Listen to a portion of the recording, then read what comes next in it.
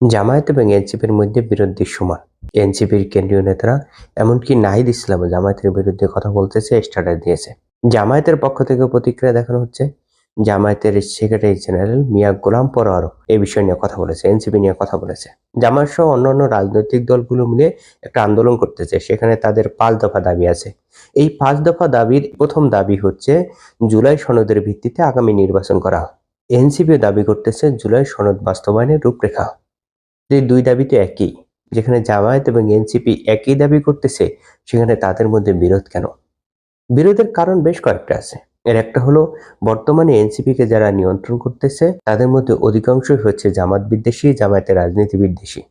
তারা স্বাভাবিকভাবেই চাইবে না যে এনসিপি জামায়াতের সাথে জোটবদ্ধ হয়ে নির্বাচন করুক। দ্বিতীয় বিষয় হচ্ছে, এনসিপির নেতারা ধারণা করতেছেন বিএনপির সাথে যদি তারা জোটবদ্ধ হয়ে নির্বাচন করে তবে জেতার সম্ভাবনা বেশি। জামায়াতের সাথে একত্রিত হয়ে যদি নির্বাচন করে তবে হয়তো জামায়াতের কাছ থেকে সহযোগিতা পাবে, কিন্তু জেতার ক্ষেত্রে নিশ্চয়তা নেই। এই চিন্তাগুলোর উপর ভিত্তি করেই এনসিপির নেতারা সিদ্ধান্ত নিয়েছেন যে পরবর্তী নির্বাচন জামায়াতের সাথে জোটবদ্ধ হয়ে সম্ভাবনা খুবই কম, বিএনপির সাথে একত্রিত হয়ে জোটবদ্ধ করেই করার চেষ্টা করবে। যার ফলে তারা এই মুহূর্তে সর্বশক্তি দিয়ে জামায়াতের বিরুদ্ধে নেমেছে, সত্য মিথ্যা মিলিয়ে জামায়াতের বিরুদ্ধে সমালোচনা করতেছে, তাদের ক্ষোভ উগরে দিচ্ছে।